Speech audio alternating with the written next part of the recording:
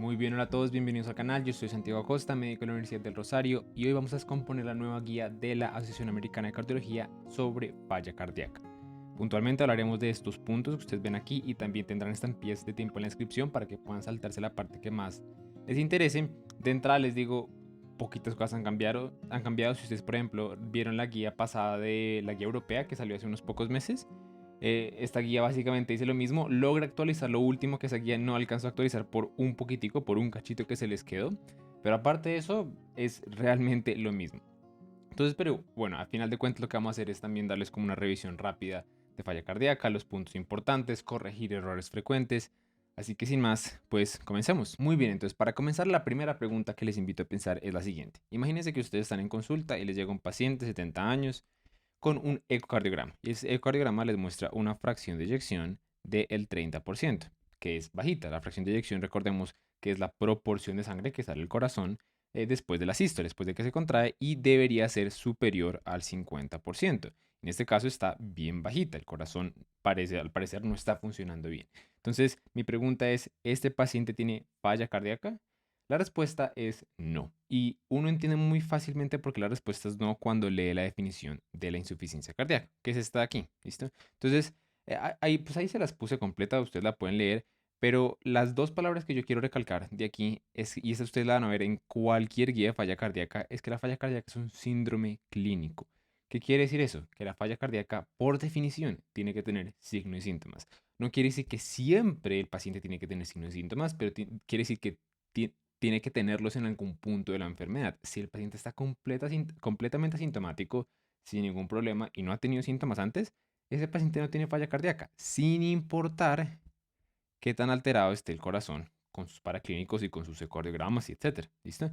Em, entonces, eso es sumamente importante. ¿Listo? De resto, ahí la definición lo que nos dice es que es un síndrome clínico que es causado por cualquier alteración, ya sea estructural o funcional, o sea, básicamente cualquier alteración que altere ya sea o el llenado ventricular o la eyección de sangre, que son las dos funciones del corazón. Acordémonos que el corazón tiene una función diastólica, ¿m? Que es que se llene el corazón de sangre, y una función sistólica que la saque. Entonces, básicamente aquí les están diciendo que cualquier cosa que altere lo que el corazón debería hacer y resulte en síntomas, que ya les digo cuáles son esos síntomas, eso es falla cardíaca. Punto, sale, listo. Entonces, ¿cuál es la cosa? Hay 800.000 clasificaciones de la falla cardíaca, hay muchas maneras de clasificarla y todas tienen un sentido, porque todas nos ayudan a ubicarnos en donde el paciente está en su recorrido y qué tipo de intervenciones tendrían sentido en este paciente, ¿cierto? Entonces, la primera clasificación que vale la pena entender es la misma clasificación de la AJA. Esta clasificación de la AJA es una clasificación de la historia natural de la enfermedad. Nos habla el paciente en dónde está en todo su recorrido.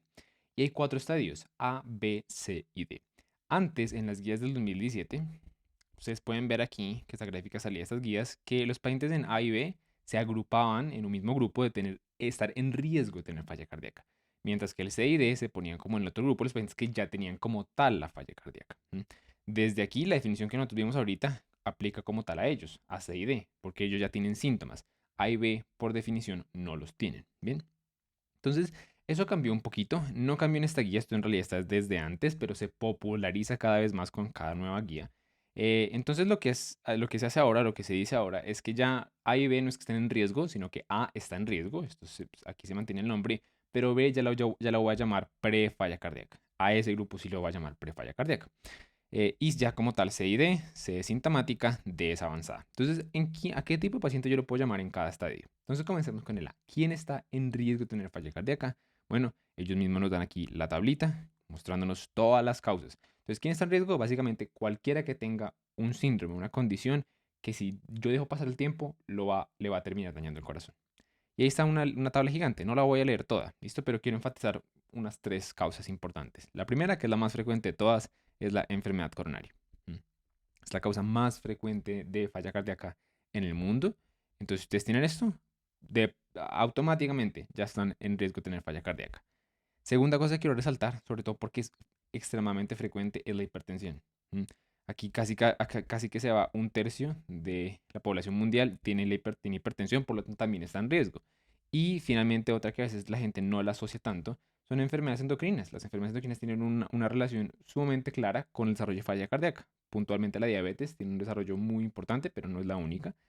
Pero mi punto como con todo esto es que si ustedes suman, y ahí ustedes pueden leer el artículo completo como para tener los datos puntuales, pero ustedes suman esas tres causas solitas, fácilmente ya tienen de un tercio a la mitad de la población mundial incluida ahí en riesgo de tener falla cardíaca. ¿Listo? Entonces, todos estos pacientes, aunque no tengan, bueno, sí, pues en la ausencia de síntomas, ya están en un estadio A. ¿Listo? En riesgo. Pasemos ahora al estadio B. Entonces, ¿quién yo puedo llamar en estadio B o con pre-falla cardíaca? Básicamente cualquiera que cumpla con esos tres criterios. Primer criterio, qué pena. Primer criterio es enfermedad, no enfermedad, marcador estructural de disfunción cardíaca.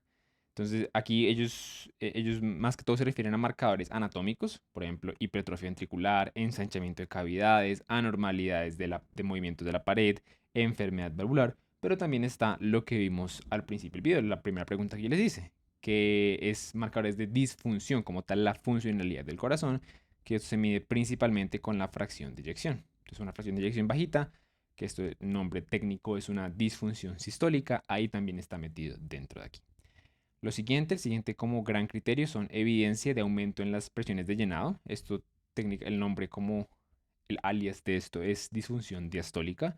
No especifican mucho cómo, pero hay marcadores de disfunción diastólica, tanto por ecocardiograma, que es la manera más frecuente de medirlo, como de manera un poco más invasiva con hemodinámica invasiva. ¿Listo? Pero de pronto haremos un video más específico para explicar eso. Por ahora dejémoslo así. Aumento en las presiones de llenado, disfunción diastólica. Dejémoslo así.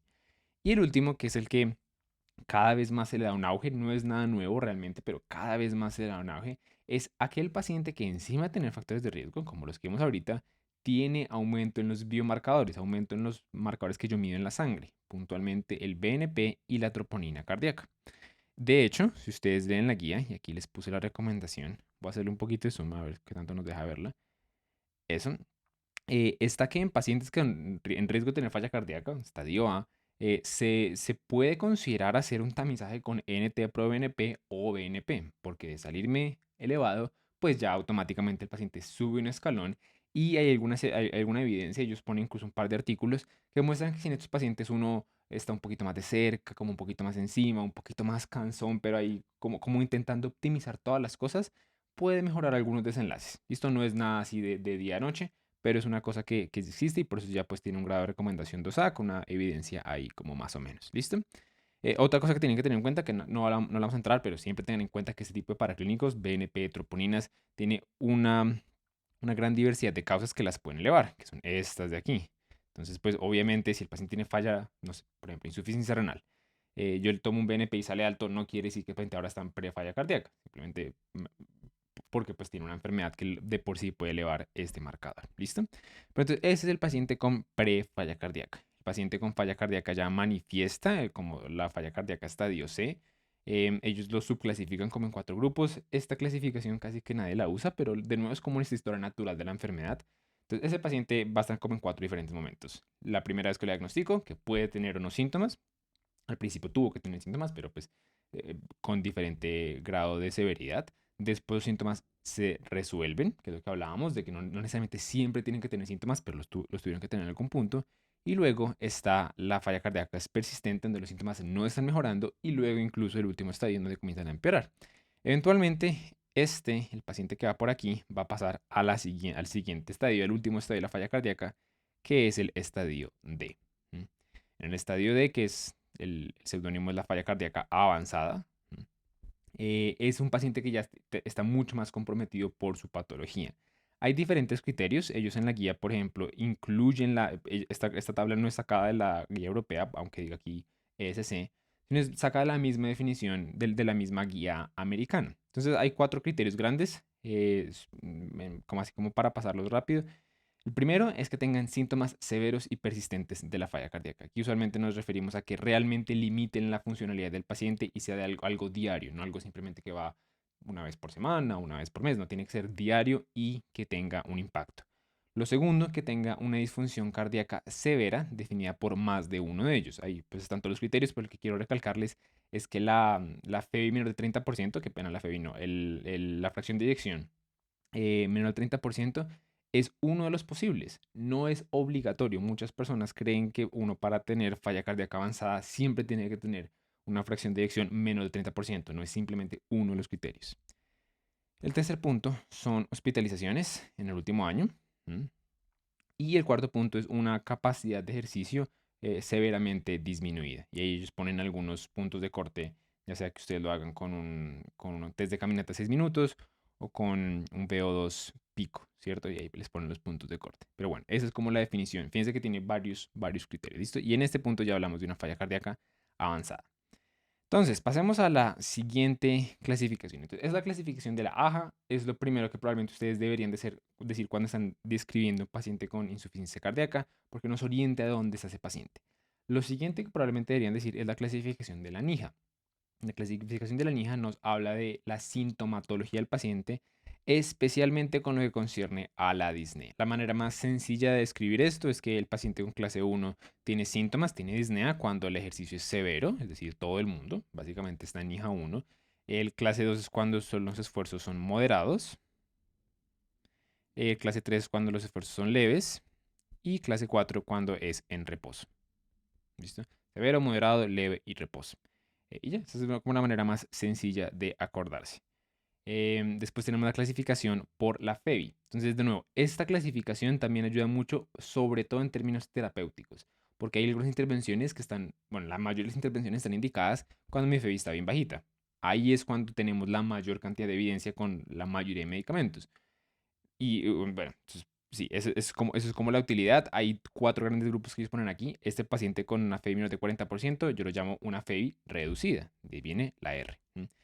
El paciente que está entre 41 y 49 lo llamo moderadamente reducida, porque nosotros idealmente esperamos una FEBI, una fracción de eyección por encima al 50%. Entonces, ese que está como entre los dos, que no está disminuida, pero no está aquí, es moderadamente reducida. Y el último, pues ya es la FEBI preservada, que es el que está mayor del 50%. Hay una cuarta categoría. Entonces, ¿cuál es la cuarta categoría? Alguien que comenzó con una FEBI, con una fracción de eyección reducida y la subió, mejoró. Y ellos dedican un par de párrafos a explicar por qué esta FEBI, este paciente debería llamarse con una fracción de eyección improved, lo cual debería ser algo así como mejorada y no recovered, que viene algo así como recuperada, porque estos pacientes no es que recuperen porque la pueden volver a perder. Entonces, es algo un poquito más semántico en mi opinión, pero bueno, según ellos, improved o mejorada, no recuperada. ¿Listo? Entonces son como las 4 grandes categorías de la insuficiencia cardíaca. Más adelante les contaremos qué hace con cada una. Bueno, ellos incluyen un par de gráficas explicando que básicamente es algo dinámico. Usted no está casado con una fracción de eyección. Si usted comienza con reducida, le puede mejorar. Si usted comienza con preservada, le puede bajar. Es dinámico, usted tiene que estar constantemente valorando y valorando y valorando. Y eso es lo que yo les decía, que debería ser improved y no recovered. ¿Listo?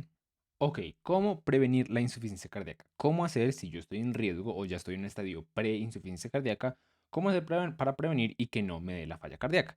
Entonces, hay un par de cosas que hay que tener en cuenta aquí. Entonces, primero que todo, aquí estamos hablando de los pacientes en estadio A y B, ¿cierto? Según la AJA, los pacientes ya sea en riesgo o los pacientes ya como tal con alteraciones estructurales que uno puede detectar.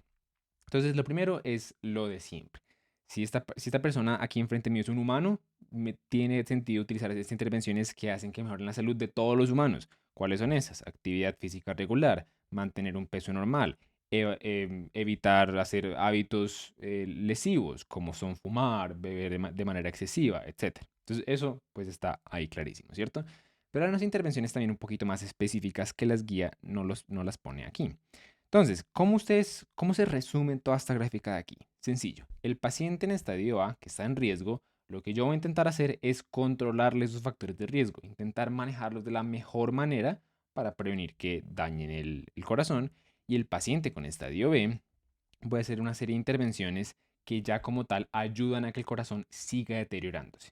Entonces, vamos a ver una por una. Entonces, aquí rápidamente, si el paciente, y esto aplica con todo, ellos ponen algunos ejemplos, pero aplica virtualmente con todo. El paciente tiene hipertensión, ¿usted qué va a hacer? Usted va a controlar la tensión. El paciente tiene diabetes, ¿qué va a hacer usted? Controlar el azúcar.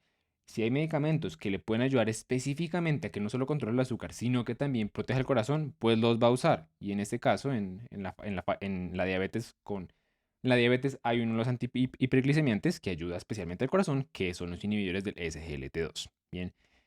¿Tiene alguna enfermedad cardiovascular? Pues maneje la enfermedad cardiovascular. ¿Está expuesto a agentes cardiotóxicos? Oiga, venga, hablemos multidisciplinariamente de por qué los tiene, qué se le pueden hacer. ¿Será que pues, se pueden reducir la dosis, reducir la exposición? ¿Qué se puede hacer?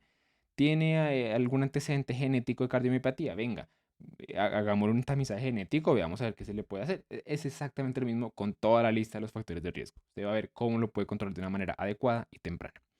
De resto, aquí ellos ponen dos recomendaciones no tanto de manejo, sino de estudios, que la primera ya la mencionamos, si el paciente está en riesgo de tener falla cardíaca, usted le pide unos peptinodiuréticos para ver si se queda en estadio A o pasa a un estadio B, en pre-falla cardíaca, porque como ya veremos en un segundo, hay algunas intervenciones que solo aplican al estadio B. Y aparte de eso, ellos también recomiendan la utilización de algunos scores, de algunos puntajes multivariados de riesgo, que me hablen de cuál es el riesgo de progresión de este paciente a una insuficiencia cardíaca. No es que yo vaya a hacer nada práctico con estos scores, es simplemente conocimientos para que yo sepa, me lleve una idea, pero no hay ningún tratamiento que se hace cuando el score sube cierto puntaje o algo por el estilo. Y esos son los 4 scores, el Framingham, el Health ABC, el ARIC y el PSP. ¿Listo? Pasemos ahora a en donde sí hay un poquito más de cosas específicas que hacer, que es el paciente. Entonces, bueno, aquí lo voy a dividir como en dos. Entonces, las primeras son las intervenciones generales, las intervenciones que voy a hacer con tal de cumplir solo una indicación, que esa indicación, en este caso muy puntual, es tener una fracción de eyección bajita, menor al 40%. Ustedes se fijan, hay varias que entran ahí. Entonces, ¿cuáles entran ahí? IECA, si el paciente es intolerante al IECA, pues irá a 2 y además el beta bloqueador. Tienen diferentes grados de evidencia, tienen diferentes grados la recomendación es la misma, es uno, pero tienen diferentes grados de evidencia, pero al final de cuentas todos están indicados. Entonces, si su paciente tiene disfunción sistólica, usted le tiene que poner IECA o alternativa y beta bloqueador porque esos disminuyen la progresión. Entonces, eso en cuanto al paciente como general con solo disfunción sistólica. Hay unos criterios que aplican al paciente que encima de tener la disfunción tiene antecedentes y el antecedente con el que más hay evidencia y por lo tanto más recomendaciones hay es enfermedad coronaria o infartos. Entonces ustedes pueden ver por aquí que por ejemplo ellos dicen pacientes que tienen que hace más de 40 días tuvieron un infarto, que tienen expectativa de vida superior a un año. Eso quiere decir que en este paciente vale la pena pues hacer intervenciones que prolonguen la vida, porque pues, si el paciente se va a morir por alguna enfermedad terminal en 3 meses, pues no lo voy a molestar poniendo un montón de medicamentos, igual ya se va a morir. Yo más bien voy a dejar que descanse, pues mejorar el estilo de vida, todo eso. ¿Listo? Y el último, una disfunción sistólica severa, debajo una fracción de eyección menor al 30%. Si ese paciente tiene esas tres cosas, las reúne las tres, es candidato a un cardioesfibrilador implantable. Estos dispositivos que uno los pone ahí de manera subcutánea, y básicamente lo que hacen es prevenir muerte súbita, prevenir que una arritmia fatal, puntualmente la fibrilación ventricular, mate al paciente. Ellos desfibrilan en el momento en que la identifican. Bien, ese es el cardioesfibrilador implantable, esas son como las indicaciones. ¿Qué otra cosa hay? Si el paciente ya tiene enfermedad cardiovascular, aquí ellos puntualmente dicen antecedente de infarto de miocardio o en general enfermedad coronaria, las estatinas. Las estatinas tienen indicaciones mucho más amplias que simplemente infarto. En general, cualquier enfermedad cardiovascular casi que ya tiene indicadas las estatinas, pero bueno, ahí las ponen. Y aparte de eso, si el paciente tiene, por ejemplo, si el paciente es candidato a revascularización cardíaca porque tiene enfermedad coronaria severa, ahí yo lo puedo revascularizar. Si el paciente tiene valvulopatía y es un buen candidato a reemplazo de válvula, pues reemplácela. Entonces, como ustedes se pueden dar cuenta, básicamente todo esto, la parte de prevención, se puede resumir en: si tiene algo, manéjelo. Y si tiene disfunción sistólica, que es un marcador por excelencia de disfunción cardíaca, pues póngale IECA y beta bloqueador. ¿Listo? Ahí se resume la prevención.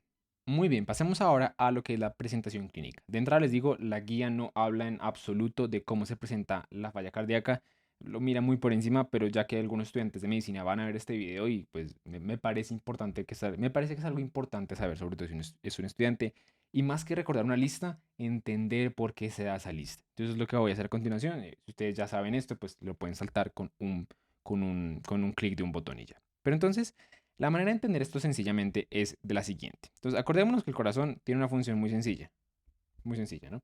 Pero bueno, la función muy sencilla es que le va a entrar sangre y ya la tiene que sacar. Punto. Es la única función del corazón. Él tiene que bombear sangre. La sangre que le entra viene a las venas y sale por las arterias a los tejidos. Entonces, los síntomas en la insuficiencia cardíaca se dan porque este corazón comienza a no funcionar de manera adecuada. Como no funciona de manera adecuada, no va a ser capaz de cumplir esto. Al no ser capaz de cumplir la salida de la sangre, pues la sangre va a comenzar a devolverse. Y eso nos da el primer síntoma. Como la sangre se comienza a devolver, al yo tener aquí unas venas que no deberían tener tanta sangre, ahora tienen un montón de sangre, la sangre se va a volver estática. Al volverse estática aumenta la presión hidrostática y eso va a comenzar a hacer que se filtre a los tejidos, comienza a salirse. Y cuando la sangre sale a los tejidos se hinchan y eso nosotros lo llamamos edema. Entonces, ese es el primer grupo de síntomas, los síntomas edematosos o congestivos que se dan porque la sangre se devuelve. Como la sangre se está volviendo y no está yendo para adelante, pues va a haber un segundo grupo de síntomas que son los síntomas de hipoperfusión, los síntomas secundarios a que los tejidos no están recibiendo la sangre a la que están acostumbrados. Entonces, los síntomas de hipoperfusión. Bien. Y un tercer grupo de síntomas que son los síntomas que son de que el mismo corazón está funcionando mal. Entonces, aquí van a entrar los síntomas. Hagan de cuenta como que el cuerpo es una máquina. Entonces, tengo las consecuencias de que la máquina no está funcionando bien, pero además tengo la máquina haciendo ruidos, de que pues intentando ahí responder. Entonces, va a haber una serie de síntomas que me indican que son secundarios precisamente a que el corazón está intentando responder. Y además, como el cuerpo también es una máquina, el cuerpo tiene un montón de sistemas que hacen de que cuando algo no está funcionando bien como el corazón, los sistemas llegan a que le dicen, bueno, venga, despiértese, comience a funcionar bien. El sistema puntual del que estoy hablando es el sistema simpático. Entonces va a haber una activación simpática y en general una activación, un intento de que el corazón responda. Entonces, comencemos describiendo los síntomas congestivos. Y aquí la manera más sencilla es comenzando a pensar en la anatomía y dejar que eso, como dejar la animación correr. Entonces, yo tengo el ventrículo izquierdo, ¿cierto? Me voy a correr un poquito para acá. Tengo el ventrículo izquierdo. Y el ventrículo izquierdo está conectado a toda la parte pulmonar. De ahí llega aquí.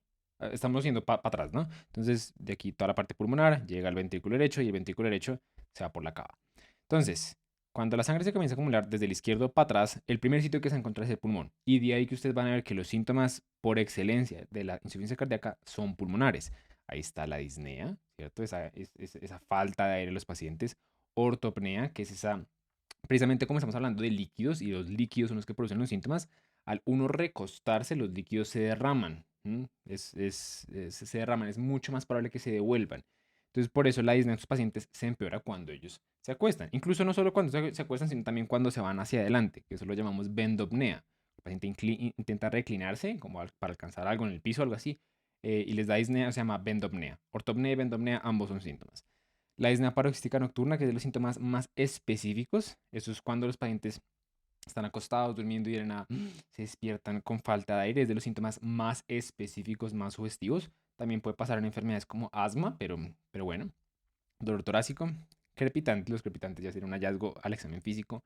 Sibilancias, porque ese líquido puede estar acumulándose entre los bronquios y hacer que genere una obstrucción y por lo tanto el paciente sibile.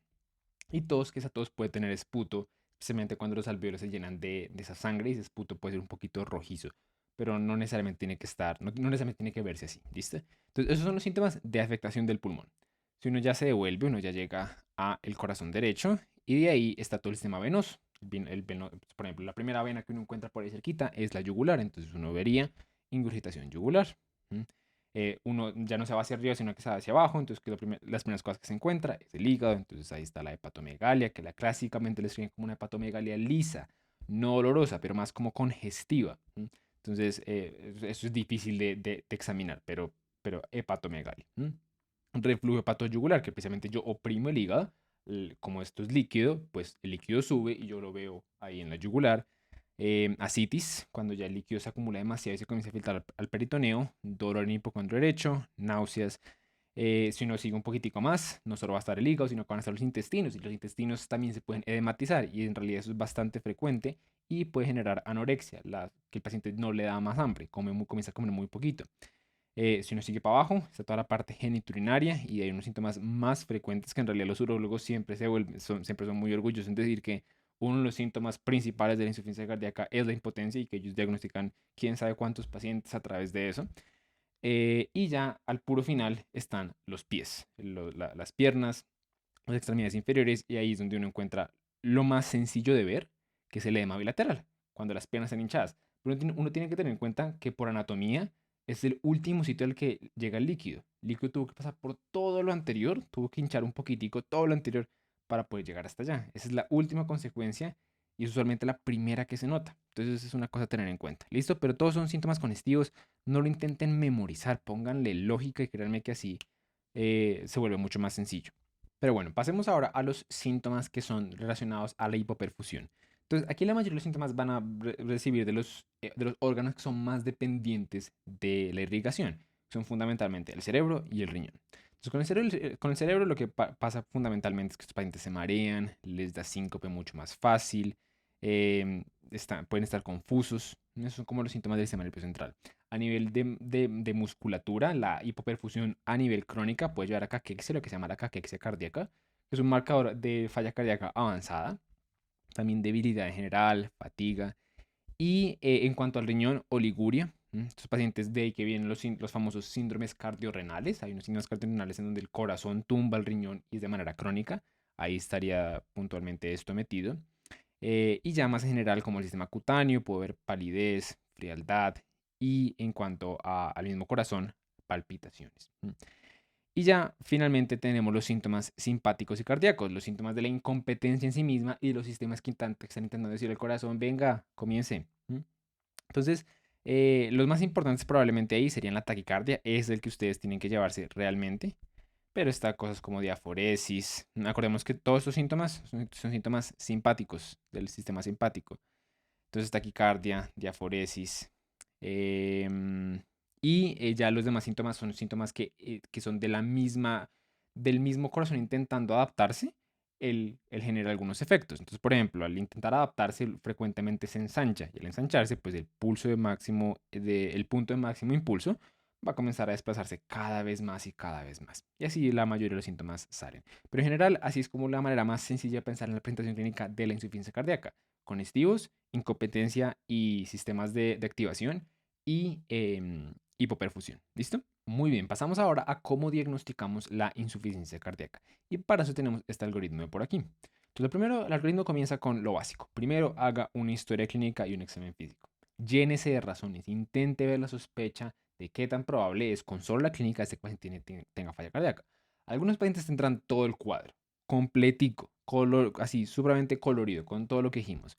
Otros pacientes solo tendrán disnea, solo tendrán tos, solo tendrán edema. Entonces, no es tan sencillo a veces, pero usted tiene que tener como esa sospecha, llenarse de factores de riesgo y encima la edad, y encima esto, ok, como que puede llegar a ser. Una vez usted tiene esa sospecha ahí en la mente, lo que va a hacer es pasar un par de exámenes. ¿Cuáles son esos dos exámenes? Primero, péptidos natriuréticos y segundo, ecocardiograma transtorácico. De entrada les digo, el ecocardiograma transtorácico intenta buscar anormalidades que nos soporten que estos síntomas de aquí son causados por la alteración que yo detecté acá. A veces no es tan fácil, a veces el paciente no se ve muy bien, tienen lo que llamamos malas ventanas, entonces en esos casos la misma guía dice que usted tiene otras opciones, puede pedir una resonancia, una tomografía o exámenes nucleares, como para que lo tenga ahí en mente. Pero entonces hablemos un poquitico más de los péptidos, que son como el primer punto que nos dicen aquí. Si usted se fija, la misma guía nos dice que usted los péptidos se los puede obviar, puede pasar directamente al eco. Y claro, eso es clarísimo, usted se puede saltar directamente al eco, ese es finalmente el que le va a confirmar la cosa. Pero los péptidos sí tienen un rol bastante importante, yo creería que vale la pena pedirlos por varias razones. La primera razón es porque en caso de que salgan positivos, perfecto, pues es posible que tenga falla cardíaca y en caso de que tenga falla cardíaca, igual la misma guía dice de que usted después de confirmarla tiene que pedir péptidos para estratificar el riesgo del paciente. Entonces, eventualmente le va a tocar pedirlo si el paciente la tiene. Si el paciente no tiene falla cardíaca, también es buenísimo pedir péptidos, porque son de las primeras cosas que se la descartan. Los péptidos tienen lo que llamamos un valor predictivo negativo muy alto. El valor predictivo negativo es la confianza que tenemos cuando el examen sale negativo de descartar la enfermedad. No tienen un buen valor predictivo positivo. Eso quiere decir que si me salen positivos, no es que yo pueda decir ya, eso es falla cardíaca. Hay muchas otras razones que me elevan péptidos. Pero me salen negativos, uff, eso no es falla, especialmente en presencia de síntomas. Bien. Entonces, de cualquier forma, yo por eso diría como pídalos, pídalos porque eventualmente le va a tocar pedirlos y son muy útiles. Ahora bien, lo que yo les decía ahorita era que la razón de pedir esta imagen, de pedir el eco, es que si yo encuentro aquí un hallazgo que sea lo suficientemente fuerte para explicarme estos síntomas, ¡pam! Ahí se confirmó la enfermedad, se confirmó la falla cardíaca. Pero hacer eso no es tan fácil o tiene como matices. ¿Cuál es el grupo en donde hacer eso es fácil? Es en estos pacientes. Si yo al hacer el eco encuentro esto, una fracción de eyección menor de 40%, ahí tengo ahí está. Eso es el santo grial de la confirmación de la falla cardíaca. Usted tiene síntomas y encuentra esto, usted le achaca los síntomas a eso. Es razón suficiente para diagnosticar la falla cardíaca. La cosa es cuando la fracción de eyección o está no tan bajita o está incluso alta. Porque aquí si usted encuentra que el corazón está con una función adecuada o no tan bajita como para explicar los síntomas, ¿usted qué hace ahí? Como usted dice, bueno, la fracción de eyección está bien o no tan bajita, ahí tiene que llenarse de otras razones. Eh, y la guía le dedica en realidad bastantes párrafos a esto, como la palabra la frase que ustedes tienen que llevarse, es que en este caso, como la parte sistólica, acordémonos que la función sistólica, esto determina la función sistólica, como en estos pacientes está bien la función sistólica, usted lo que debe hacer es llenarse de razones que le expliquen que la función diastólica es la que está inadecuada. Y es exactamente lo que ellos dicen aquí. El diagnóstico de la falla cardíaca, ya sea con fracción moderadamente reducida o preservada, tiene un criterio, ¿m? Necesita la evidencia de presiones de llenado de ventrículo izquierdo aumentadas. Eso es disfunción diastólica, como ya lo hemos dicho múltiples veces. Eso es lo que usted va a intentar buscar. ¿Cómo lo va a buscar? La misma guía aquí le dice, hay dos formas grandes. Uno, encuentre péptidos natriuréticos elevados. Si usted tiene los péptidos elevados, de nuevo, de ahí que yo les dije que son muy útiles, eso podría ser argumento suficiente para evidenciarla. Y lo segundo es, que es un poco mejor, más confiable, es la disfunción diastólica por imagen. Debo aclarar que la guía realmente no da muchos ejemplos de cómo diagnosticar esta disfunción diastólica. Ahí yo siento que la guía europea es mucho más específica en explicar cuáles son, pero pues por ahora dejémoslo así como disfunción diastólica por imagen. ¿Listo? Pero sí debo aclarar que diagnosticar esta falla cardíaca con fracción preservada no es tan sencillo. Cualquier cosa que usted pueda agarrar de imágenes, de razones, le va a ayudar. Entonces aquí ustedes van a ver que incluso la guía les dice como, mire, que usted encuentre un índice del volumen arterial elevado, le ayuda a hacer el diagnóstico. Que usted encuentre un índice de la masa ventricular elevado, le ayuda a hacer el diagnóstico. ¿Por qué no? Usted que se quiere llenar de razones aquí, porque la sola función sistólica no es una razón, pues aquí no es una razón, no, literalmente está normal. Incluso ellos hablan de que hay un score que lo que hace este score básicamente es ver cuál es como ese perfil del paciente con falla cardíaca preservada típico y qué tanto su paciente se parece a él, y de ahí le da una probabilidad de que el paciente de verdad tenga falla cardíaca con fracción de eyección preservada. Entonces, ¿qué es lo que usted hace? Usted llega, usted lo puede buscar en Medcalc, esto se puede buscar fácilmente. Usted se llama el H2FPEF, ¿listo? H2FP, bueno, ustedes me entendieron. Entonces, ¿qué es lo que hace usted aquí? Usted pone la edad del paciente, el índice de masa corporal, y pone dos cosas que el ecocardiograma usualmente le da. Uno es la velocidad, lo que se llama el índice E mayúscula sobre E minúscula, o la velocidad de influjo mitral temprano. ¿Listo? Entonces aquí, digamos, en este caso era 11. Y la presión arterial sistólica pulmonar estimada, que en este caso era 40. Y la presencia o no de insuficiencia de fibrilación auricular. Y lo que hace Metcalf es darle la probabilidad de que este paciente tenga fracción de eyección preservada. Si la probabilidad es como 90, 80%, uy, bastante probable. 10%, no tan probable.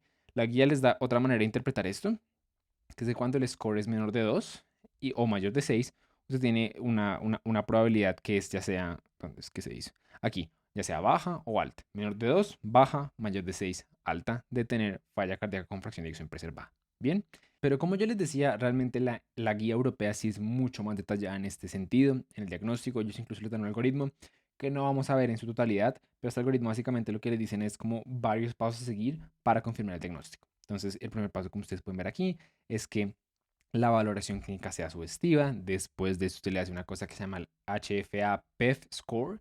Este HFA-PEF score tiene varios criterios que no los vamos a revisar todos, y la idea no es que se los aprendan, pero tiene en cuenta esto de acá, que básicamente criterios funcionales. Ustedes los pueden ver aquí. Todos son criterios ecocardiográficos.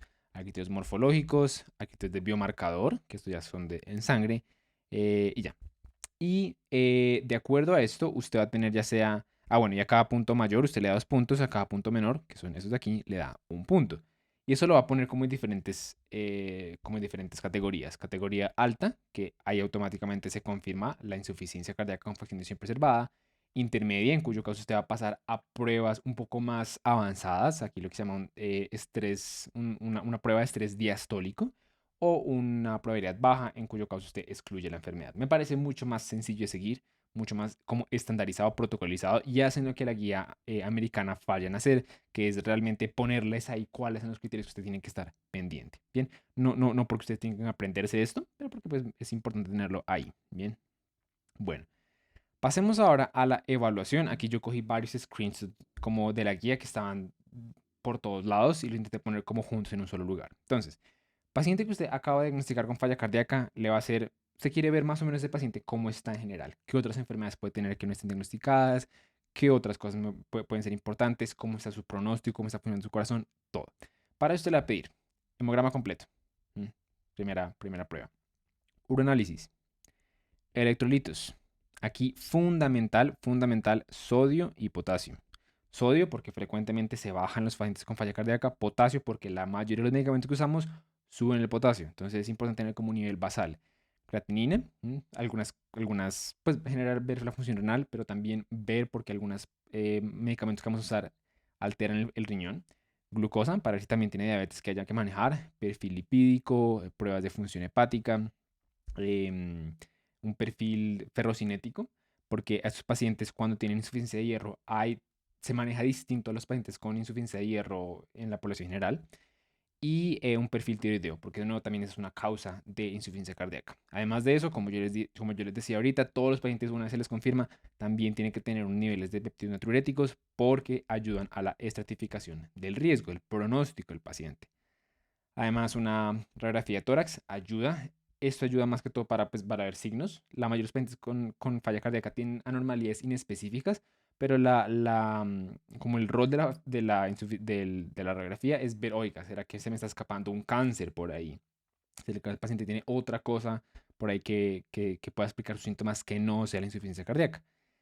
Em, de resto, usted aquí le dicen que ya que la causa más frecuente en el mundo de insuficiencia cardíaca es la enfermedad coronaria, es la enfermedad isquémica, pues vale la pena que usted evalúe esto. Aquí yo les recuerdo que tenemos una guía entera donde hablamos de la evaluación y el manejo del síndrome de la enfermedad coronaria crónica, como para que lo tengan en cuenta, y hablamos muy bien de uno qué examen decide en base a qué, pero la gran mayoría de estos pacientes van a pasar ya sea a un TAC coronario, buscando evaluar como tal las coronarias, o a una prueba de estrés. Que la prueba de estrés lo que me va a evaluar es la presencia de isquemia. Listo, y con eso yo tomo mi decisión, pero la gran mayoría de pacientes van a tener que evaluarse porque lo que les digo es muy frecuente esto. Y aparte de eso, entonces, eso es como el combo 1, es como lo que la gran mayoría de pacientes ustedes van a ver en la clínica les hacen, esa serie de pruebas.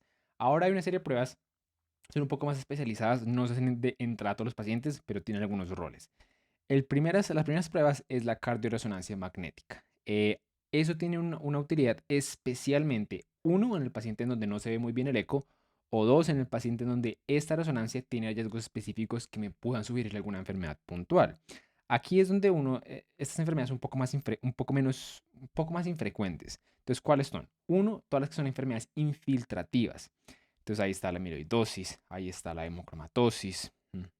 Y dos, enfermedades genéticas, infecciosas, inflamatorias, como que tienen ese componente. Entonces está la enfermedad de Chagas, enfermedad de Fabry, miocarditis, sarcoidosis.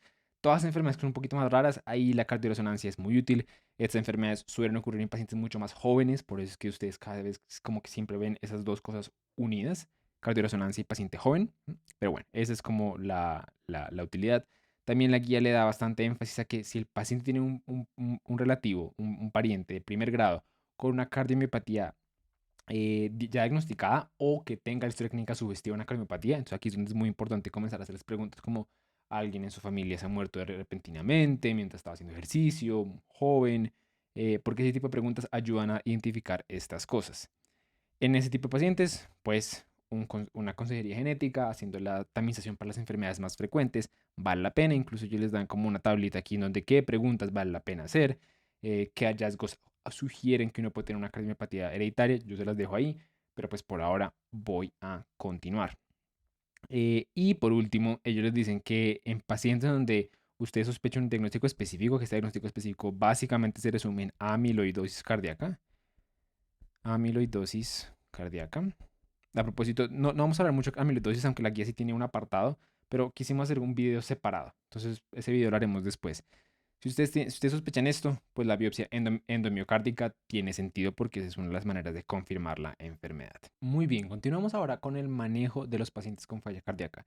Y aquí lo que ustedes deben entender es que nosotros dividimos al paciente como en dos grandes grupos. Está está el manejo del paciente que acaba de debutar, que está usualmente en el estadio C, y está el manejo del paciente con la falla cardíaca avanzada, que veremos ya en un segundito.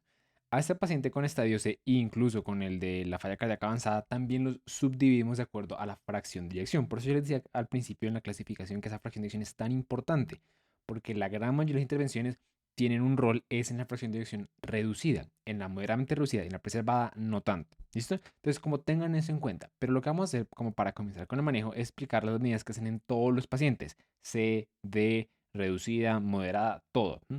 Entonces, ¿qué cosas se suelen hacer en ellos? Lo primero, manejo multidisciplinario. Entonces, estos pacientes no se manejan por un solo médico, sino por una serie de médicos que buscan optimizar el manejo.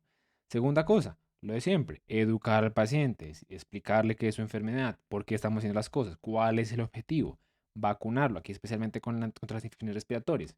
Aquí entraría COVID, influenza, neumococo, puntualmente la de 23 valencia es la que está indicada en los pacientes, eh, a menos de que cumplan con los requisitos de la edad y qué tales. Y además, tamizaje para depresión, aislamiento, fragilidad, etcétera. Bien, entonces eso como intervenciones generales. ¿Qué otra cosa? Lo mismo de siempre, actividad física, incluirlos en un programa de rehabilitación cardíaca. La rehabilitación cardíaca es básicamente actividad física dirigida, gradual, que encima ayuda a educar al paciente como sobre sus expectativas, sobre qué puede hacer, qué no puede hacer, cómo lo puede modificar, etcétera. Entonces es como una actividad física con otras cositas. Y después comienzan a entrar como en algunas recomendaciones puntuales, por ejemplo, como restricción del sodio. Y la verdad, aunque esto se recomienda de manera general, no hay mucha evidencia. En realidad, hay algunos estudios que dicen que esto no aplica tanto como debería aplicar, pero por ahora la recomendación de la AHA es un consumo diario de sodio menor de 2.3 gramos por día. Esta recomendación ellos mismos dicen, sale de las recomendaciones de pacientes generales, no hay trials, no hay pruebas clínicas que nos demuestren que este es el punto de corte adecuado a nuestros pacientes, pero por ahora es la recomendación. ¿Qué otra cosa es una medida general en todos los pacientes? Intentar no usar medicamentos que disminuyan o que afecten la patología del paciente. Entonces aquí están cosas como los antiinflamatorios no esteroideos, porque tienen efectos a nivel renal y a nivel coronario y eso puede afectar un poco la perfusión. Tiazolidinediona, saxagliptina, alogliptina, flecainida. Bueno, básicamente ahí está toda la guía. Los calcioantagonistas que están por acá, que tienen un efecto inotrópico negativo.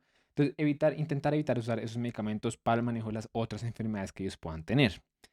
Y aparte de eso, la única estrategia como ya terapéutica, farmacológica que se en estos pacientes en todos, preservada, reducida, moderadamente reducida, avanzada, lo que ustedes quieran, son diuréticos. ¿Listo? Esto es importantísimo porque como dijimos en la presentación clínica, los diuréticos, la congestión de los pacientes, el edema es de los síntomas más frecuentes. Es un grupo grande de síntomas que es muy frecuente y por lo tanto se debe manejar. Toca tener en cuenta, estos diuréticos tienen un objetivo sintomático. Su objetivo no es disminuir mortalidad, no es disminuir desenlaces, es simplemente manejar los síntomas. Por eso están indicados en todos los grupos de pacientes. Eh, Aquí simplemente ellos en la guía aclaran que usualmente el diurético de elección va a ser un diurético de ASA. Mm. Fundamentalmente el que más se suele usar en nuestro medio clínico es la furosemida, pero los demás también están ahí disponibles. Aquí les ponen la dosis inicial, que suele ser de entre 20 a 40 miligramos, una vez al día, y uno lo va titulando hasta que el paciente logre un peso seco y se mantenga en ese peso seco. Nos dan la duración de la acción y la dosis máxima, que esto también a veces sale como en parciales, preguntas de residencia, etc. Usualmente cuando el paciente es resistente a diuréticos, lo que se hace es añadir un segundo diurético, típicamente una tiazida, las cuales están aquí enlistadas con las mismas dosis y ya. Lo otro que ellos aclaran aquí en una parte como textual de la guía es que uno generalmente cuando comienza el diurético uno tiene que ajustarlo, ir ajustándolo a la meta y esa meta pues eventualmente llegar al peso seco, pero típicamente uno para llegar a ese peso seco tiene como una progresión y esa progresión idealmente debería ser perder 0,5 a 1 kilogramo diario hasta que el paciente alcance el peso seco y después, ¡pum!, pararlo y reducir la dosis. Bien, muy bien, pasemos ahora al manejo de los pacientes con la fracción de eyección reducida, que eso yo les decía que era el grupo de pacientes con mayor evidencia que tenemos. Y aquí lo primero que es fundamental para entender es que nuestro objetivo cambia un poco. Todas las terapias que hemos descrito hasta el momento tienen el objetivo de mejorar síntomas, promover la salud, etcétera. Pero el objetivo aquí es muy puntual y es reducir la mortalidad. Sí, algunas de estas terapias también ayudan un poquito con los síntomas, pero no es nuestra intención primaria. ¿Sí? Lo que más mejora los síntomas, honestamente, son los diuréticos. Esto tiene más el rol de esto, mortalidad. ¿Listo? Eso es fundamental a que lo tengan claro. Entonces, con eso en mente, hay 4 terapias que logran hacer esto, que son los famosos 4 fantásticos. Que eso es como, a propósito, esta es como la tablita de la guía, la gráfica de la guía que nos ayuda como a entender el manejo así como en gran escala. Pero el primer paso, como ustedes pueden ver aquí, son las terapias de primera línea, estas de acá. Ahí están los diuréticos, que ya hablamos de que esos mejoran síntomas, no tanto desenlaces, y luego están los otros 4 que son importantes. El primero de ellos son todos los que tienen que ver con IECAS y ARA2. Y ahí el rey de esas terapias es el que combina un ARA2, que es el valsartán, con un inhibidor de la neprilicina, que es el sacubitril. Entonces, el famoso sacubitril valsartán es nuestra primera opción en este grupo. Si eso no se puede, nuestra siguiente elección son los IECA. Si el paciente no lo tolera, ahí es donde utilizamos los IECA. Y si esto no lo tolera, ahí es donde utilizamos los ARA2. Y respectivamente, cada uno, de manera respectiva, cada uno tiene menos evidencia que el siguiente. Entonces, este es el que más evidencia tiene, luego van los IECAS y luego van los ARA2. Primer grupo. Segundo grupo, beta bloqueador. Ah, bueno, y por si faltaba aclarar, si uno tiene, por ejemplo, sacubitril valsartán, pues uno no le va a añadir un IECA ni otro ARA2. Solo se queda con uno de esa clase. La siguiente es el beta bloqueador. Entonces, acordémonos que solo hay 3 beta bloqueadores que tienen evidencia fuerte de disminuir mortalidad en falla cardíaca, que son el bisoprolol, el metoprolol succinato y el carvedilol, esos dos. Entonces, B, C y M, como para que se acuerden ahí. Y tenemos además los antagonistas receptor de mineralocorticoide, la espironolactona y el prednisolona. Esos técnicamente estaban desde hace bastante tiempo. El que es relativamente nuevo es este último grupo, los inhibidores del SGLT2. Aquí es donde está la famosa empaglifosina y dapaglifosina. Antes estos eran medicamentos para la diabetes, pero comenzamos a darnos cuenta cada vez más que tienen beneficios cardiovasculares que pueden ser útiles incluso sin tener diabetes. Entonces ya también están indicados como primera línea, cosa que se le alcanzó a escapar a la guía europea porque la guía europea como que salió muy temprano. Si hubiera salido un poquitico después ya lo hubiera puesto ahí como formalmente, pero no alcanzó a meter. Entonces, ustedes inician estos 4, ¡pam!, ¿cierto? ¿Cómo los inician? Bueno, la respuesta es de manera individualizada. Eso quiere decir que su paciente está estable, sin ninguna contraindicación. Usted puede iniciar los 4 de entrada, ¡pum!, de tacada, de un día para otro. Sí, eso se puede. Si su paciente, por el contrario, no sé, acaba de ser de una hospitalización, todavía está como con tendencia a la hipotensión, bradicardia, bueno, en ese paciente de pronto no le comencemos el beta bloqueador todavía, iniciémosle el SGLT2, iniciémosle de pronto el sacubitril valsartán y ahí vamos viendo. Si su paciente, no sé, por ejemplo, acaba de salir y tiene una lesión renal aguda o está muy hipercalémico, oigan, no le iniciemos ni el antagonista de receptor de mineralocorticoides, ni el sacubitril valsartán, comenzamos con el beta bloqueador y vamos viendo. Depende, o sea, esa es la respuesta, depende. Usted tiene que ir viendo qué medicamentos puede iniciar y los va comenzando. Cuando los medicamentos se utilizan de una manera adecuada, pueden reducir la mortalidad por todas las causas en hasta un 73%, eso se ha demostrado.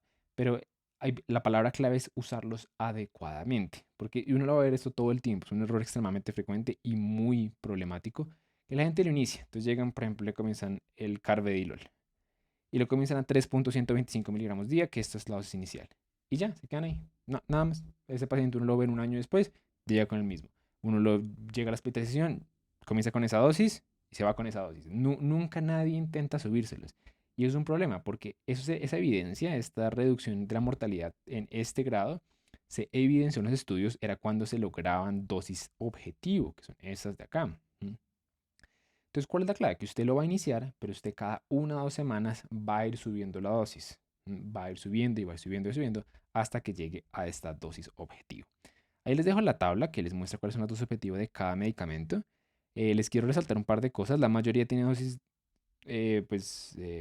objetivo, pero algunos que no. Fíjense, por ejemplo, que la empaglifosina y dapaglifosina, como apenas tienen estudios, apenas están saliendo sus estudios, la dosis inicial y los objetivos es la misma, 10. Ahí es donde se identificó el beneficio. No sabemos, que yo sepa, no hay estudios que evalúen dosis más altas y vean mayores resultados. Pues por ahora no existen. O sea, no es que no hayan demostrado, es que literalmente no se han hecho. Entonces, pues eso estará en veremos.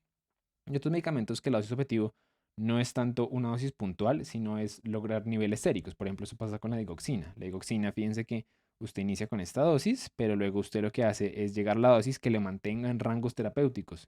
Es una cosa que uno mide en sangre, no una dosis puntual. Bien, es como para que tengan eso en cuenta. Lo que yo les decía, cada 1 o 2 semanas los vamos titulando y para titularlos tenemos en cuenta varias variables. Frecuencia cardíaca, porque muchos la bajan. Entonces, ¿cuál es la idea? Que nosotros los mantengamos a los pacientes entre 50 y 70. Si está ya por debajo de 50, especialmente si es sintomático, ahí probablemente sea la dosis máxima tolerada al paciente, porque tampoco la idea es llegar a 10 miligramos paciente medio muerto, no, la idea es llegar a la dosis máxima tolerada. Entonces, mantener frecuencia cardíaca entre esto. Eso, ojo con respecto al beta bloqueador. Lo mismo pasa con la presión arterial. Entonces, idealmente, pues el paciente, si logra mantener niveles bajos de tensión, pero no son sintomáticos, se puede. Pero si ya están sintomáticos o demasiado bajos, idealmente ahí es donde paramos los medicamentos que bajan mucho la tensión arterial. Electrolitos, aquí, como yo les decía, el más importante es el potasio. Entonces, la recomendación de la guía es intente mantenerlo bajo de 5.5. Si le está subiendo mucho, hasta ahí tocó con la espironolactona, hasta ahí tocó con el sacubitril valsartán. Y la función renal, que de nuevo también tiene que ver sobre todo con el IECA, si se llega a usar, o el sacubitril valsartán, que también la pueden bajar. Queremos que nunca se baje por encima del 30% del basal. Ese es como nuestro punto máximo, ¿cierto? Entonces usted inicia sus medicamentos, los va titulando, los va subiendo, los va subiendo, los va subiendo, y están esas unos meses, y el paciente perfectamente con eso puede mejorar la sintomatología, usted lo puede llegar a dosis y ahí se puede quedar bastantes años. Pero si el paciente, usted después de optimizarle absolutamente todo, sigue con la función cardíaca ahí bajita, sigue muy sintomático, usted va a considerar terapias de segunda línea. Entonces, en las terapias de segunda línea hay como 3 grandes grupos. Entonces, el primer grupo, que no vamos a hablar en este momento, sino en unos minutos, van a ser el grupo de los dispositivos médicos. Puntualmente, el cardioesfibrilador implantable, que ya hemos hablado un poquito, lo que hace es evitar muerte súbita. Cuando el paciente entra en una arritmia letal como la fibrilación ventricular, ¡pum! Lo choquea y hace que salga de esa arritmia y le salva la vida. Y la resincronización cardíaca, que más que salvar de arritmias, lo que hace es sincronizar, como dice el nombre, resincronizar. Intenta sincronizar ambos ventrículos para que funcionen de manera sincrónica, valga la redundancia. Eso lo hablaremos en un segundo. El otro grupo de terapias es la terapia médica con alta evidencia, que ahí está fundamentalmente el dimetato de sorbide con hidralazina, que ya veremos que en un grupo de pacientes tiene una indicación y puede mejorar mortalidad. O sea, no es un medicamento cualquiera, es un medicamento que mejora mortalidad. Y luego están terapias que algo beneficio tienen, pero todavía no hay suficientes estudios, todavía no hay suficiente evidencia, que son las terapias que vemos aquí como en amarillo, naranja, en donde la evidencia no es tan buena, pero podría ayudar en algo. Entonces, comencemos con, como yo les dije, ahorita vamos a ver estos, lo vemos más tarde. Comencemos con el dinitrato de sorbide y hidralazina. ¿En quién yo utilizo esto? Bueno, aquí como ustedes pueden observar, la guía básicamente les dice pacientes afroamericanos y el estudio puntualmente era de pacientes que se autoidentificaban como afroamericanos. Lo cual, pues no sé, eso me parece curioso porque técnicamente todos venimos de África y pues si estamos en América, pues técnicamente todos somos afroamericanos, pero ahí en general lo que ellos más se refieren a pacientes de raza negra, es donde se ha visto como mayor evidencia, pero bueno, el estudio dice así, pacientes que se autoidentifican como afroamericanos, sintomáticos, bastante sintomáticos, NIHA 3 a 4, ahí hay evidencia de que estos mejoran mortalidad. Súper importante. Pero la guía también dice, y aquí tengo esto, voy a hacer un poquito de suma a ver si alcanza a ver algo, de que en pacientes que no se les puede dar medicamentos de primera línea, por alguna razón no los toleran, tienen contraindicación, lo que sea, este medicamento, el dinitrato sorbide con hidralazina, puede ayudar. La evidencia no es exactamente la misma, pero pues es una opción y puede mejorar bastante desenlaces. Bien. En cuanto a terapias de segunda línea que no tienen tanta evidencia, la guía nos pone los siguientes medicamentos en esta grafiquita de aquí. Entonces, los que mejor evidencia tienen son los que están en amarillo, solamente este, y los que tienen ahí que apenas está saliendo la evidencia, en un futuro tal vez pasen a amarillo o incluso a verde, son estos de acá. Entonces, ¿cuál es la indicación de la ibabradina? Primero recordemos que la ibabradina básicamente lo que hace es bajar la frecuencia cardíaca. Punto. Entonces, ¿cuál va a ser la indicación de usarla? Cuando no puedo mantener la frecuencia cardíaca bajita. Si yo, a pesar de tener dosis máxima de beta bloqueadores, sigo con una frecuencia cardíaca por encima de 70, ahí tengo indicación de ibabradina. Que es exactamente lo que vemos aquí. La guía les dice, si usted es todavía sintomático, tiene falla cardíaca reducida, está en ritmo sinusal, porque la ibabradina funciona en los canales FONI, que determinan la frecuencia cardíaca del nodo sinusal, y sigue con una frecuencia cardíaca por encima de 70, ahí usted pone la ibabradina. Punto. Los demás, bueno, entonces comenzamos con el primero, el Veresiguat. Medicamento relativamente nuevo, la indicación todavía sigue como muy específica, mientras más estudios salgan, más se va a generalizar, yo creo. Por ahora es NIHA 2 a 4, o sea, paciente relativamente sintomático, con FEBI menor del 45%, episodio reciente de hospitalización por falla cardíaca, que requirió pues, diuréticos intravenosos y que tenga niveles elevados de péptidos natriuréticos. Ese paciente tiene indicación de Vericiguat. ¿Listo? La digoxina sería el siguiente medicamento. Ustedes se fijan aquí, esto básicamente dice falla cardíaca reducida sintomática. No les dan mucha más explicación porque los estudios de esto fueron hace mucho tiempo. Mucho tiempo, hasta donde tengo entendido, hasta donde dice la guía, no se han repetido, por eso la recomendación sigue tan inespecífica. ¿Por qué? Porque si uno la utiliza bien, si uno le logra pegar a la cosa con la digoxina puede mejorar mortalidad. Pero si uno se descacha, puede empeorarla. Y eso es lo que dicen aquí. El riesgo de muerte se asociaba de manera independiente con la concentración. Si uno se mantenía entre esto, entre 1.2 y 1.6, la mejoraba. Si uno se salía, ya sea para acá o para acá, pues para acá no funcionaba. Para acá empeoraba la mortalidad porque hacía toxicidad. Entonces, esa es la cosa con la digoxina. Entonces, generalmente uno lo que va a ver en la clínica, a pesar de que la guía no lo dice, es que uno solo considera la digoxina cuando hay otra indicación fuerte para ella. Por ejemplo, manejo de la fibrilación auricular, que la digoxina ahí es una terapia opcional. Porque de resto uno dice como, ¿será que lo intento? Ese es el problema. Si le pego a la cosa, mejora mortalidad. Si me salgo, la empeora. Ese es como el problema. Los ácidos grasos poliinsaturados también están indicados, se han demostrado que mejoran un poquitico de desenlaces, falta más evidencia, pero pues ahí están. Y hasta donde tengo entendido, casi que eventos adversos no tienen, entonces sería como una terapia buena a considerar. Y como yo les decía, uno de los problemas con la falla cardíaca es el potasio. Muchos medicamentos elevan el potasio. Entonces alguien tuvo la idea brillante de llegar y decir, bueno, necesitamos un medicamento que baje el potasio. Por ejemplo, las resinas que se unen al potasio y que hacen que siga derecho, de que no se esté metiendo más potasio al cuerpo, sino que se lo llevan por el tracto gastrointestinal, pues podría seguir utilizando las terapias que mejoran mortalidad y por lo tanto esto en general ayudaría al paciente. No fue una mala idea, apenas está saliendo como una posible terapia. Entonces, pues ahí está la recomendación. 2B, considérelo, téngalo en cuenta, puede que ayude. Me parece que hipotéticamente tiene mucho sentido, pero la terapia, la evidencia todavía falta pues en ese sentido. Bien. Y el resto ya, si uno termina como para cerrar el loop de esta gráfica, después de que usted puso todas estas cosas y el paciente no ha funcionado, ahí es donde usted generalmente entra en el territorio de la falla cardíaca avanzada, en cuyo caso hablaremos ya en la sección particular, pero hay como 3 terapias grandes que podemos considerar ahí. ¿Listo? Pero ya las veremos en un segundito. Muy bien, pasemos ahora a la parte de dispositivos y otras medidas. Y lo primero que tenemos que decir aquí es que antes de que ustedes consideren alguna intervención que sea así un poco más invasiva, primero repitan las cosas, repitan la fracción de eyección, repitan el ecocardiograma para ver cómo están las válvulas, hagan una prueba de esfuerzo, de ejercicio para ver cómo está el estado funcional del paciente antes de que consideren cualquiera de esas cosas. Porque es bastante frecuente que que todo el mundo diga, listo, hay que ponerle a estos pacientes, venga, repita el eco, ah, no, ya no cumple criterios. Entonces, haga eso primero y después sí vea si el paciente sigue siendo elegible.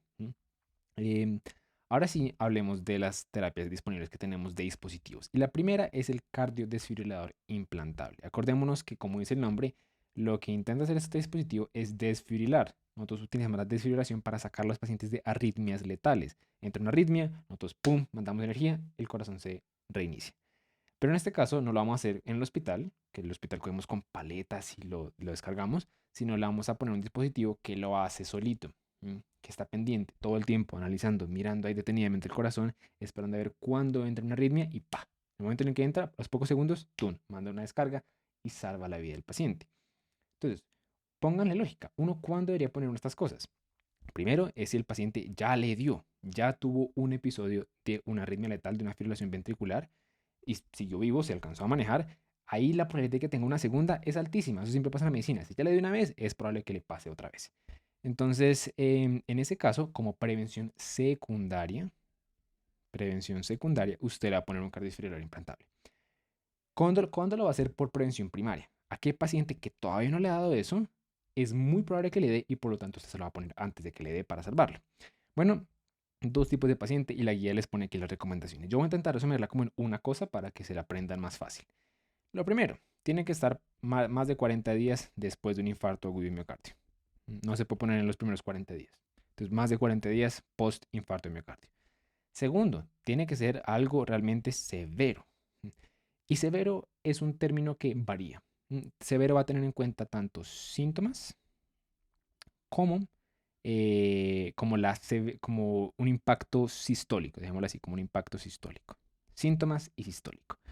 Y es una cosa que depende de una y la otra. Entonces, por ejemplo, si no tengo tantos síntomas, si tengo síntomas clase 1, pues necesito que haya un poquito más de impacto sistólico para que valga la pena. Entonces, en ese caso sería una FEMI del 30%.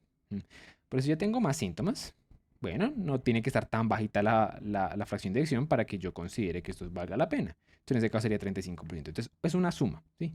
Es como la manera más sencilla de acordársela. Si no tengo tantos síntomas, requiero que esté más bajita la fracción de eyección. Si tengo un poquito más alta la fracción de eyección, pues necesito que haya mucho más síntomas. Bien. Y lo último, el criterio que siempre está es que la supervivencia esperada del paciente supere un año. Eso es realmente lógico. Si mi paciente tiene cáncer terminal, la supervivencia de él va a ser 3 meses, está sufriendo, pues no le va a poner lo que le aumenta la esperanza de vida. Eso es medio lógico. ¿Listo? Muy bien, pasamos ahora a la cardioresincronización. Que uno siempre que estudia estas cosas, uno tiende a confundirse. Los estudiantes frecuentemente confunden el implante, el cardiodesfibrilador con el cardioresincronizador porque ambos comienzan con cardio y eso pasa. Pero si uno intenta ponerle atención al nombre, el nombre le dice a uno todo lo que uno tiene que saber. Entonces, ¿qué intenta hacer la cardioresincronización? Intenta, como dice aquí, resincronizar. Los ventrículos normalmente deberían funcionar al unísono, de manera sincrónica. Cuando el ventrículo izquierdo se contrae, el ventrículo derecho también, ¡pam!, se debería contraer ambos al mismo tiempo y ambos deberían hacerlo rápido. De hecho, si uno le toma un electrocardiograma a un paciente normal, uno va a ver que esta contracción es tan rápida que ocurre en menos de 120 milisegundos. De hecho, aquí me quedo como feita. Vamos a hacer aquí. Eso, sería algo así. Menor a 120 milisegundos. ¿Listo? Chiquito. Ese lo que llamamos el QRS, que representa la contracción ventricular. Mientras el corazón se va dañando más en una falla cardíaca, las estructuras que tiene dentro también se pueden dañar. Una de las estructuras fundamentales que se puede dañar y que es problemática es la rama izquierda. La rama izquierda es lo que lleva la electricidad rápido, es como la carretera que lleva rápido la electricidad al ventrículo izquierdo. Y a veces, por isquemia, por hipoxia, por lo que sea, se daña, se bloquea. Nosotros decimos así. Al bloquearse, los impulsos eléctricos por aquí les toca coger las vías alternativas, por lo tanto viajan lentico, mientras que este aquí puede funcionar todavía rápido. Al hacer eso, eso pasa un problema porque desincroniza el corazón. Este va rápido, este va lento. Y es un problema porque la sangre que sale de aquí rápido va a llegar aquí más rápido, pero este todavía no la ha sacado, entonces es un problema, se vuelve un enredo. Entonces, esto por lo tanto tiene un impacto. Mientras más se demora en dejar la señal por aquí, yo voy a detectar en el electrocardiograma que más se demora el corazón en contraerse. Y el QRS va a estar ensanchado, va a estar por encima de 120 milisegundos. Eventualmente, esto puede llevar a la presencia de síntomas. ¿Cuál no es bueno? Puede aumentar la disnea, aumentar la congestión, etcétera, etcétera. Entonces, ¿en quién está indicado el cardioresincronizador? En este grupo de pacientes. Los pacientes en donde yo tengo evidencia de que esto se está ensanchando y que está produciendo síntomas. Pero, como vamos a ver en un segundo, tiene matices. Porque hay algunos pacientes que tienen esto, pero no tienen esto. O tienen esto, pero no lo otro. Entonces ahí va a variar, ¿listo? Pero vamos, si uno entiende esto, uno va a entender muy fácil las recomendaciones que veremos en un segundito. Entonces, vamos a ir por acá. Eso. Y vamos a entender esta gráfica. Entonces, ¿qué nos dice esta gráfica? Que la recomendación, acordemos que la recomendación, el grado de fuerza de la recomendación está representado en colores. El mejor grado es el verde, que es este aquí, el segundo es el amarillo y el tercero es el naranja. Y si uno mira, de entrada hay uno solo verde. ¿Cuál es ese uno? El paciente que es sintomático y que tiene un QRS mayor de 150 milisegundos con un patrón de bloqueo de rama izquierda, que es lo que estábamos hablando ahorita. Ese paciente es el paciente ideal para ponerle esta cosa, un cardioresincronizador. De ahí en adelante, o más bien de ahí para abajo, cuando comienza a perder aspectos, ahí uno comienza a decir como, bueno, pues se puede usar, pero no con el mismo grado de certeza, no con el mismo grado de confianza. Entonces, por ejemplo, si yo tengo síntomas, 150 milisegundos, pero no tengo patrón como tal de rama izquierda, tenemos varios videos hablando de eso, pues en ese caso la recomendación igual se pone, pero con menor grado de recomendación. Si encima de eso, o si por el contrario sí tengo patrón de esto, pero mi QRS no está por encima de 150 milisegundos, sino que están 120, 150, bueno, también como que se puede, pero menos recomendación. Em, si está, ya no tengo ni bloqueo ni duración mayor de 150, pero todavía tengo síntomas, bueno, todavía lo puedo poner. ¿Quién definitivamente no? Menos de 120 milisegundos. O sea, como si ustedes se fijan aquí, básicamente está recomendado en cualquier paciente que tenga prolongado, tenga o no tenga bloqueo de rama y que tenga síntomas. ¿En quién definitivamente no? El que tenga menos de 120 milisegundos. ¿Listo? Si por el contrario no tenemos tantos síntomas, ahí lo que necesitamos es definitivamente que sí tenga el patrón de rama izquierda y más de 150 milisegundos. ¿Listo? Porque en este caso es NIHA 1. Entonces, para yo tener como el suficiente argumento de hacerlo, necesito esas dos condiciones juntas. ¿Listo? Y además que la FEBI esté menor de 30%. De nuevo, como llenándome de razones para hacerlo. De resto, hay unas indicaciones un poco ya más especiales, que eso están descritas en otras guías también. No voy a entrar mucho en detalle en estas, que es, por ejemplo, tener cosas como un bloqueo completo, un bloqueo de alto grado, o que sea un paciente que requiere pacing, que requiere como la presencia de marcapasos de ventrículo derecho. En esos dos casos, pues también estaría indicado, pero eso no es indicación como particular de la falla cardíaca, es indicación de la otra indicación que tiene. Con eso pasamos ahora a las otras terapias que uno puede poner, que no son ni del desfibrilador ni la resincronización. Entonces, y aquí ya depende enteramente de cuál es la condición subyacente del paciente.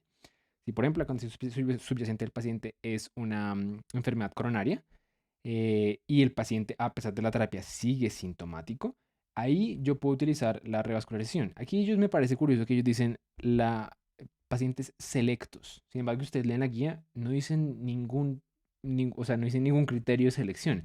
Y de hecho, si no se va y lee los artículos primarios, de hecho, la evidencia es bastante fuerte en que los pacientes que tienen enfermedad coronaria, que ya esa enfermedad coronaria ha generado una insuficiencia cardíaca refractaria a manejo inicial, la indicación es clarísima. Ponerle, revascularizar al paciente si es, o sea, si, me refiero, si lo mismo, la expectativa de vida y todo ese tipo de cosas están en orden, eso mejora mortalidad, sin duda alguna. Por eso la recomendación es una. Entonces, pues me parece curioso lo de pacientes selectos, cuando no le da ningún criterio de selección, pero bueno. Y el punto de corte aquí ya no es 40, sino de nuevo es 35%. Esa es como primera recomendación. Segunda recomendación, tiene en cuenta que ver con la patología mitral. Una cosa que nos toca tener en cuenta, y me voy a ir un segundo para acá para explicarles, es que yo cuando tengo una falla cardíaca, el corazón se va a ir dilatando, dilatando, dilatando, dilatando, porque es una adaptación mecánica a el mayor estrés que está recibiendo. Entonces esto constantemente va a estar dilatándose y dilatándose y dilatándose, ¿cierto? El problema es que al dilatarse las válvulas no se dilatan, o más bien sí se dilatan, pero no se adaptan. Entonces yo tenía un corazón antes que previamente estaba aquí, esta es mi válvula acá. Si yo me dilato, la válvula sigue el mismo tamaño. Entonces ahora tengo un hueco ahí gigante y la válvula cuando debería estar cerrada va a quedar con un hueco, por lo tanto la sangre se va a devolver. Eso lo llamamos regurgitación. Entonces los pacientes con regurgitación de la válvula que vemos aquí, que es la válvula que separa el atrio izquierdo del ventrículo izquierdo, que es la válvula mitral, se llama una regurgitación mitral. Y como es secundaria a la falla cardíaca, llamamos regurgitación mitral secundaria, que es un problema bastante importante en los pacientes con falla cardíaca. Cuando yo tengo una regurgitación mitral secundaria, la falla cardíaca, refractaria a manejo, lo primero que hago es, como dice el nombre, optimizar manejo. Es súper importante. solo tener la regurgitación mitral, así sea severa, no, no quita el requisito de primero optimizar terapia, porque muchas veces con solo la terapia mejora la insuficiencia. Si a pesar de eso no mejora, ahí es donde ya comienzo a considerar las otras terapias. A propósito, tenemos un video donde vamos a hablar de esto mucho más a detalle, pero básicamente la recomendación es, si el paciente es sintomático, se cambia la válvula. Si el paciente no solo es sintomático, sino que se ha mejorado toda la terapia y aún así no mejora, también se cambia la terapia. Hay diferentes maneras y hay diferentes niveles de evidencia. Por ejemplo, ustedes pueden hacerlo con cirugía como tal ya valvular o con un reparo por catéter, un poco menos invasivo. Y eso depende un poco de las características puntuales del perfil hemodinámico del paciente, que ustedes es lo que ven aquí en este tipo de recomendaciones. Pero en general se recambia la válvula. Una vez usted tiene una regurgitación severa eh, con un impacto hemodinámico importante, que es refractar el manejo, ahí en general se va a reparar. ¿Listo? Y ya, eso es básicamente de estas otras terapias. Pasemos ahora a lo que viene siendo el manejo de los demás tipos de FEBI, porque ya hemos hablado de la FEBI reducida en gran extensión, pero no hemos hablado de las demás. Entonces uno quería hacer con la moderadamente reducida, con la preservada y con la mejorada. Entonces, el primero es que las intervenciones que hablamos al principio, las de todas, se aplican en este. Entonces, por ejemplo, diuréticos van a ser una terapia que si el paciente está congestionado, se van a utilizar. Clarísimo. Y aparte de eso, siempre existían algunos estudios por aquí y por allá que demostraban que uno podría llegar a utilizar cosas como el IECA, el ARA2, el sacubitril/valsartán, el antagonista del receptor de aldosterona, beta bloqueadores incluso, o sea, las mismas terapias de ahí, solo que con menor grado de evidencia. Sin embargo, desde que salieron los estudios del SGLT2, esos sí han demostrado, porque esos sí incluyeron, ellos básicamente no diferenciaron por FEBI, ellos le pusieron a todo el mundo SGLT2 y en todo el mundo se vio un beneficio. En el grupo que menor beneficio se vio fue en donde la FEBI era mayor del 62.5%. Ahí era donde menor beneficio había, pero aún así había beneficio. ¿Sí? La guía no dice como por encima de 60 no hay beneficio. No, no, no. Sí hay, porque es menor. Entonces, la respuesta es que en estos pacientes les vamos a poner en general las mismas cosas con menor grado de evidencia y una de esas cosas, el SGLT2, con mejor evidencia que las demás. Pero el manejo es realmente similar. ¿Qué es fundamental? En esto sí cada vez hay más evidencia. Los pacientes que tienen una fracción de eyección mejorada, que comenzaron menos de 40% y subieron, muchas veces se suspendía la terapia, se debe continuar. Eso es fundamental porque cuando se suspende la terapia vuelven a tener un peor desenlace. Entonces, si ese paciente tuvo en algún momento fracción de eyección reducida, desde ahí en adelante va a tener fracción de eyección, va a tener fracción de eyección reducida. Así en este momento no lo esté. ¿Listo? Debería ser continuado el manejo. Muy bien, hablemos ahora de la falla cardíaca avanzada. Y aquí lo primero que tenemos que tener en cuenta es que la falla cardíaca avanzada tiene unos criterios muy particulares dados por la guía europea. ¿Listo? La guía americana también incluye estos criterios en su guía, los ponen estos sacados directamente de la guía americana, entonces los podemos considerar como criterios universales. ¿Cuáles son ellos? El primero de ellos es que haya síntomas severos y persistentes. Severos y persistentes definiéndose como síntomas clase 3 o clase 4, es decir, con actividades leves, por ejemplo, peinarse, o incluso en reposo. ¿Listo? Primer criterio. Segundo criterio, que el paciente tenga marcadores severos de disfunción cardíaca. Entonces, antes el único criterio que era válido en esto, o el criterio que era requerido para diagnosticar esto, era una FEBI menos del 30%. Ahora, ese es simplemente uno del montón. Yo puedo tener eso y ese puede ser mi criterio, pero también puedo demostrarlo a través de una disfunción diastólica severa, a través de anormalidades no operables, ya sea valvulares o congénitas, ya sea a través de una falla cardíaca derecha, es decir, hay múltiples formas. Tercero, necesario es que hayan hospitalizaciones por la falla cardíaca en el último año.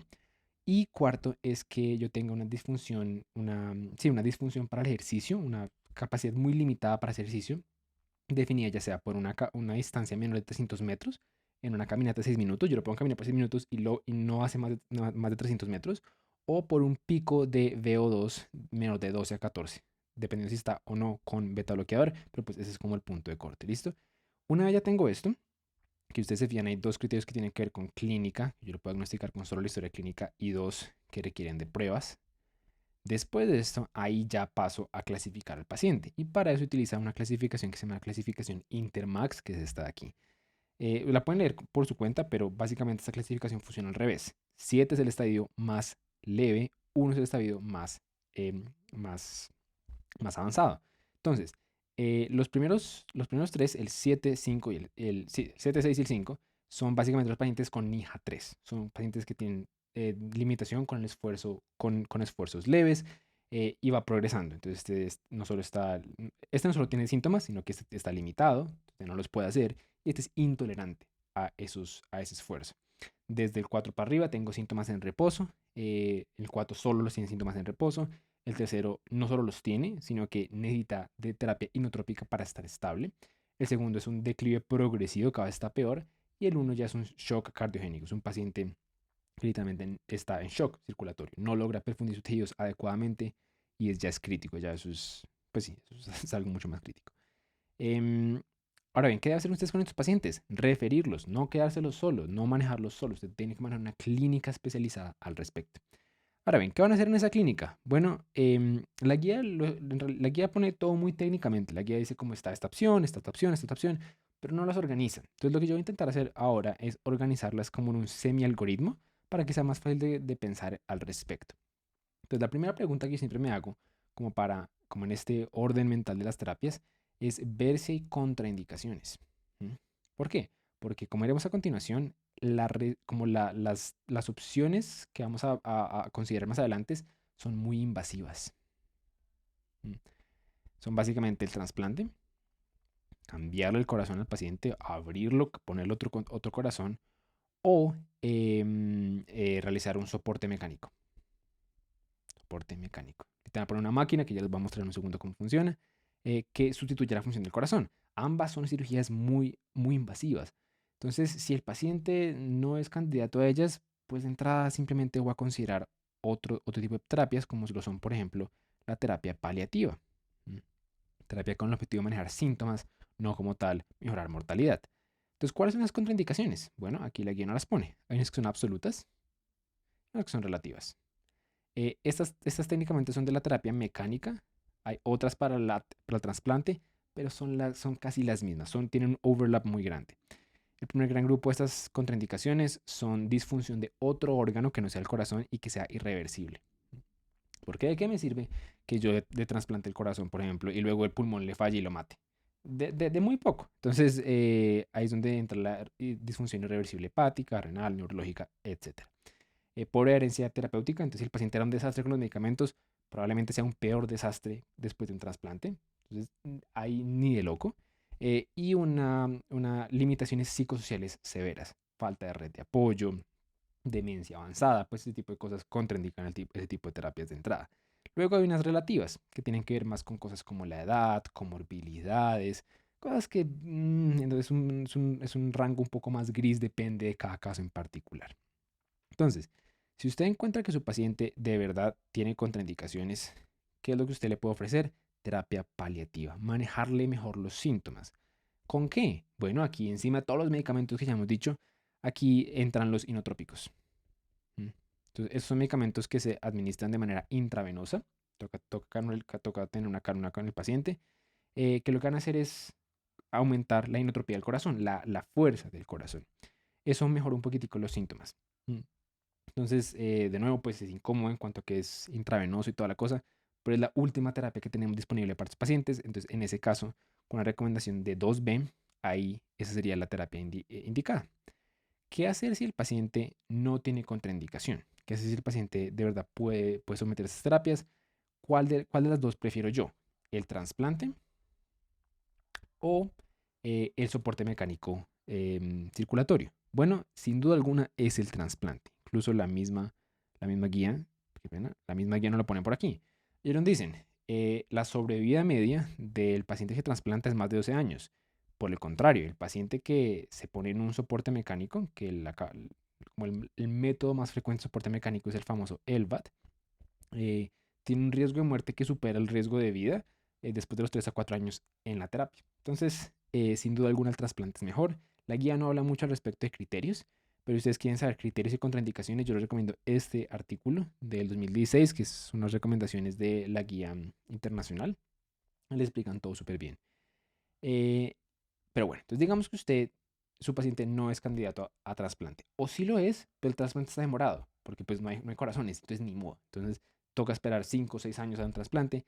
¿qué puede hacer mientras o qué puede hacer de alternativa? Usted puede hacer el soporte mecánico circulatorio. Eh, Aquí lo que más me interesa que ustedes entiendan es cómo funciona, qué es. Y es muy sencillo, es una cosa genial. Básicamente funciona así. Recordemos, el corazón tiene aquí la sangre, esto es el ventrículo izquierdo, y él la manda a la aorta, ¿cierto? Esa es la función del ventrículo izquierdo, mandar la sangre a la aorta. El problema es que mientras este corazón está más enfermo, poquita sangre logra pasar. Poquita sangre logra pasar. Mientras más enfermo está, aún menos sangre logra pasar. Entonces, ¿qué es lo que hace esta gente? Esta gente llega, ponen literalmente un tubo que conecta directamente el ventrículo izquierdo, le abre un hueco, con la aorta. Y él mismo tiene una maquinaria y una bomba que hace que la sangre que está aquí pueda pasar directamente en una cantidad adecuada. Puede mandar hasta 10 litros por minuto, que eso es el doble del gasto normal de una persona, a través de la aorta. Entonces, eso es genial. Literalmente es sustituir la función de bomba del corazón. Eso es el famoso LVAD. LVAD significa dispositivo de asistencia ventricular izquierda. Bien, entonces aquí ustedes lo que pueden ver es que efectivamente está recomendado. Si está recomendado ya sea como terapia solita, y que puede mejorar calidad de vida, estado funcional, incluso supervivencia. Y no solo eso, sino que cuando usted quiere hacer otra terapia, por ejemplo, quiere llevarlo a trasplante o no está seguro, pero usted quiere tomar una decisión, pero necesita un poquito más de tiempo, puede usar esta terapia como terapia puente. Aquí lo que siempre hablan de bridge to recovery, bridge to decision, bridge to yo no sé qué. Ahí lo puedo usar como bridge hacia otra cosa. Bien. Bueno, ¿qué otras opciones hay? Está el soporte inotrópico. Entonces, si su paciente está en el proceso de ponerlo en circulación mecánica, en el proceso de pasar un trasplante, lo que sea, otras terapias accesorias que usted puede utilizar es el soporte inotrópico. Ya hemos dicho que se puede utilizar solito como terapia paliativa, pero también se puede utilizar como puente para otra cosa. ¿Mm? Lo que definitivamente no se utiliza es como terapia sola con el objetivo de mejorar mortalidad. Eso no se utiliza. ¿Sí? No mejora mortalidad por sí solita. No es una terapia fin, a menos de que el fin sea paliativo. De resto, simplemente es algo que me ayuda hacia otro fin. Y aquí ustedes pueden encontrar las dosis y toda la parte de la farmacología de estos diferentes agentes inotrópicos. Y ya, con eso finalizamos nuestra revisión de la guía de falla cardíaca crónica. Nos quedó faltando la parte de la falla cardíaca aguda. Honestamente es lo mismo, entonces pues estoy dudando si hacer esa parte de la guía o no, porque si ustedes miran nuestro video de falla cardíaca aguda de la guía europea, es exactamente lo mismo. Entonces pues déjenme saber si les gustaría un video de eso o no, pero por ahora yo se los dejo abajo en la descripción y nos vemos en la próxima.